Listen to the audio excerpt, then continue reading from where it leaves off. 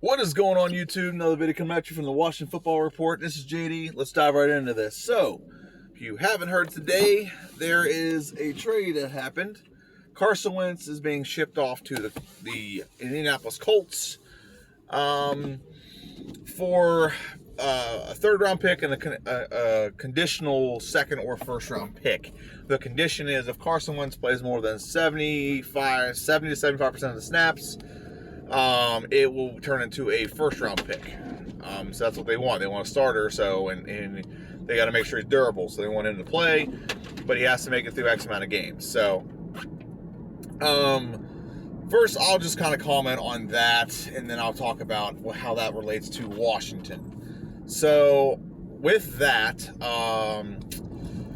this is one of those trades where I really think all three parties involved actually didn't make out too bad. I think they made out pretty good across the board. And by all three parties, I mean, you got the guy traded, you got the team he's traded from, and the team he's traded to. Those are the three parties involved in this. So, let's start with the Eagles. What did the Eagles get? Well, Eagles still got to pay him $33 million this year. It's dead cap money. It can't get it off the books. So they still have to pay him that. However, next year they don't pay him anything. Next year that money is being paid now by the Colts.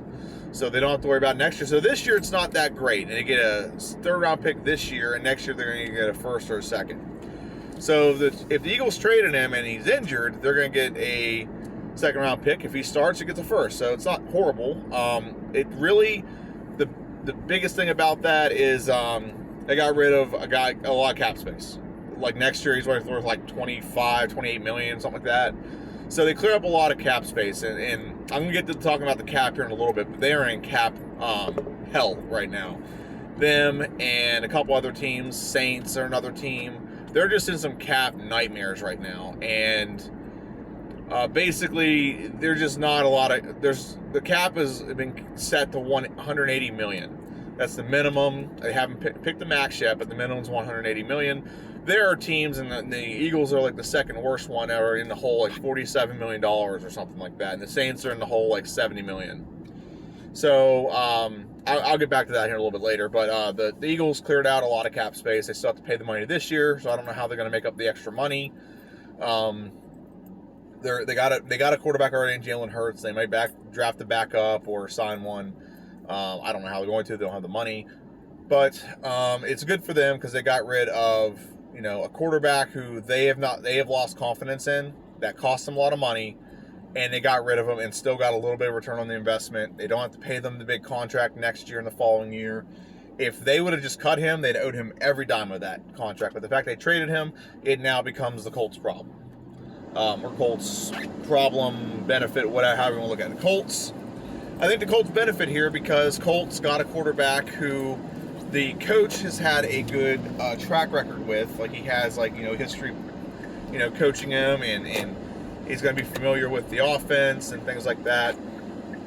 So you're going to have a little bit of familiarity, and it's going to be a little bit, not super easy, but much easier for Wentz to come in and play right away and be effective for Indianapolis than any other quarterback they could have gotten. They could have literally drafted, like I said, any other quarterback they could have drafted or traded for or whatever, or signed even. And that quarterback would have been would have been hard because there's no repertoire with Frank Reich. There's no familiarity with his system, his play calling, so on and so forth. You'd have had someone start fresh, and the fact that they can bring in a quarterback that knows the system already. They already did that last year with Phillip Rivers, so they probably didn't want to go through that again. And now, at least for the next 3 years, because he's contracted until 2024, they have a guy on their roster that knows exactly how the offense works. I'm just making sure this thing is working. Okay, that way it doesn't freeze up. So yeah, they got a guy on the roster that knows what he's doing, and he knows the offense, and so on and so forth. So that's the first thing. Second, he's not a horrible cap hit. Horrible enough. He's not costing you too much. I mean, he's going to cost a lot of money. Don't get me wrong, but for what starting quarterbacks are going now, I mean, there's some risk there. They could have traded that and traded up in the draft and gotten a fresh guy, but cheaper. But you just don't know what you're getting. Frank Wright knows what he's got. Like I said, he knows the system, so he doesn't have to worry too much about unfamiliarity to the system. He knows what Carson Wentz can do. Healthy Carson Wentz. I mean, if they get, let's speak hypothetically here for a minute. They got 2017 Carson Wentz. This was a steal. If they get last year's Carson Wentz, we're gonna see. But they got a quarterback. They still have a lot of cap space left where they can sign other weapons on the roster. So there's definitely some optimism to be if you're the Colts, where you have your quarterback situation figured out at least for the next 3 years, and you can draft someone in and have them play behind them if you're not confident in Wentz. There's a lot of things you can do. But if you're the Colts, you're only give up a first or a third and potentially a second for a quarterback. If he sizzled out and doesn't play well and gets hurt, you only give up a third and a second, and it's not all that much. The downside I can always see is, like, if he does suck, you're stuck paying him the money that the Eagles pawned all that money off on you. But you didn't give up much to get him. It wasn't like you gave up. It wasn't like what the Rams gave up to get rid of their quarterback. Rams gave up two quarterbacks, or two first rounders and a third. And I just don't think that the Colts are in a bad spot. I think he fits really well with what their system is. I think he is a right kind of quarterback for that system. I don't know how durable he still is, but he is a mobile quarterback. He can move around. That's one of the biggest downsides of Phillip Rivers last year. Now, let's talk about Carson Wentz. He's going to a place where he knows the coach, he knows the system.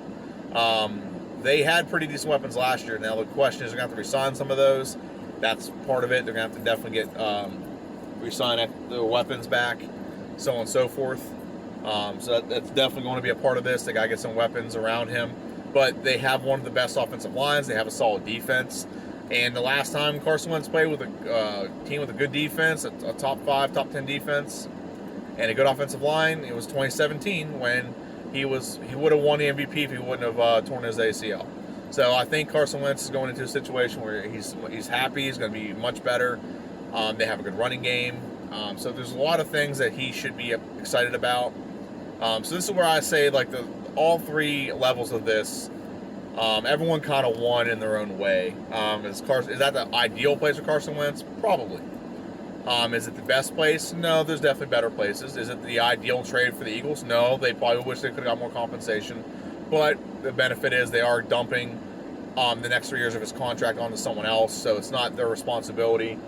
And the Colts got a quarterback for a second and third round pick. Yeah, they're going to pay some money, but no matter what quarterback you got, he would have paid that kind of money anyway.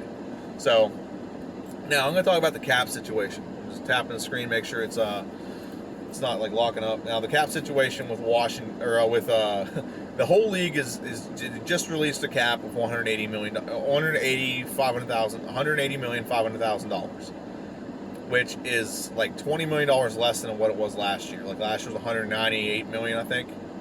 So you have teams that are like $20 million less in the salary cap. $20 million less in the salary cap. Now Washington's sitting pretty well. We have $30+ million we can work with. We cut Alex Smith. We moved some other. I think we cut Landon Collins too, personally.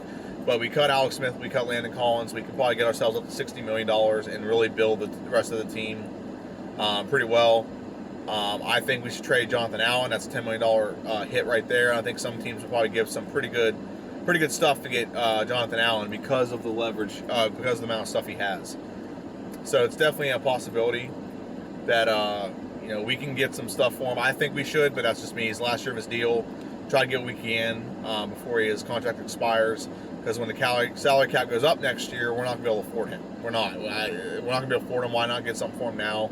We could probably sign some of these free agents these guys getting cut due to the salary cap spike. Like, for example, we could probably sign J.J. Watt for 1 year at a decent amount of money to fill that void for a year while we draft somebody or figure something else out. And we can get a draft pick in the process, or use him to trade for quarterback, whatever.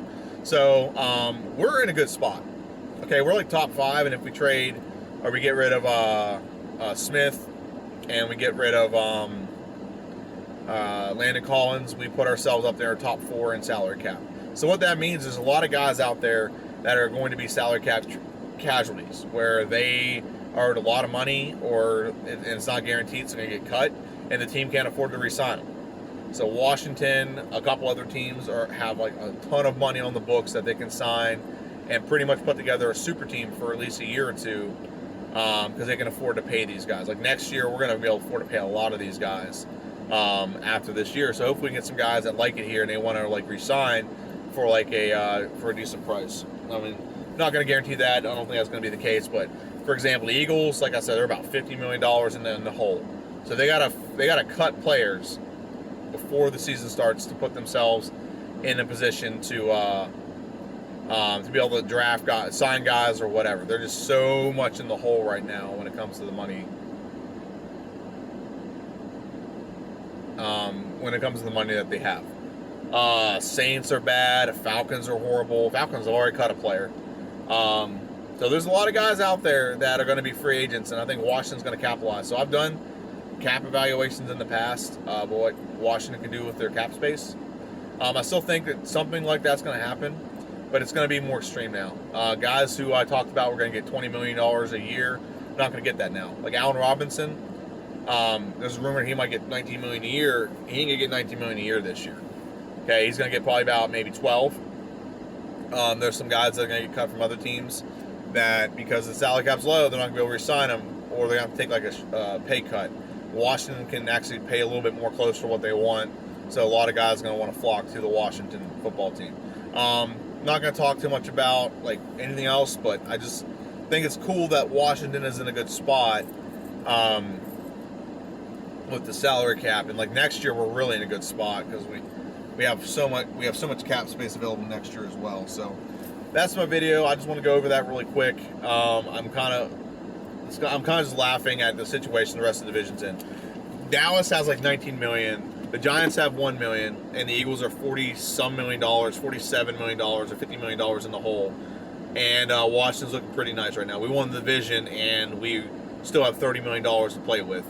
And if we cut our quarterback and Landon Collins, we can get up to almost $60 million. So I want to thank everyone for watching this video. Like, share, and subscribe. There's a new thing out called Sided. I recommend it. It is a sports debate app where you basically follow me on there. It's WTF Report, capital W, WFT. I'm sorry, WFT Report. It's not WTF. WFT Report, capital WFT, capital R, and then the word report. And I post stuff on there all the time. Like, how do you think Redskins, for example, how do you think Washington's going to get their quarterback? And I have one draft, trade, free agent, or already have our quarterback. And you can, post your opinion on there and even discuss on there. So, that's my video. Thanks for watching. Like, share, and subscribe. Follow me on Twitter. WFT, I don't remember what it is right now. Hold on one second. I'm going to let the thing go. Yeah, let me just make sure one of my posts. Okay. WFT report, at WFT Report. That's what it is. So, all right, there we go. So that's my video. Thank you for watching, and hail to the Redskins. See ya.